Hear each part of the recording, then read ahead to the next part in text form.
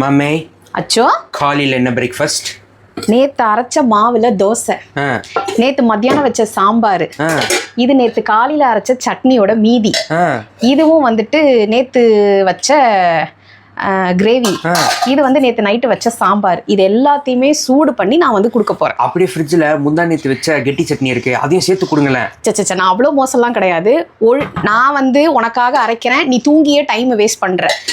நேற்று நைட்டும் உனக்காக நான் சாம்பார் பண்ணேன், ஆனா நீ வெளியில வாங்கி சாப்பிட்டுட்ட. ஸோ இந்த மாதிரி நீங்க மீத்து விடுறதுனால ஒழுங்கா மரியாதையா இன்னைக்கு இதை காலி பண்ணிட்டீங்கன்னா இன்னையோட இது முடிஞ்சுது. இல்லைன்னா நாளைக்கும் வைப்பேன். தெரியுதுல, டைமுக்கு சாப்பிட்டுறா.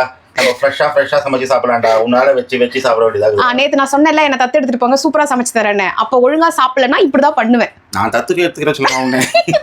சமைச்சு வர சொல்லுவாங்க. அவன அந்த மனுஷன் சுட சுட அழகா சாப்பிட்டு தர்றா. நீ வந்தாலும் வந்த பாவம், இப்ப பழைய சாப்பாடுலாம் சாப்பிட்ற மாதிரி ஆயிப்போச்சு.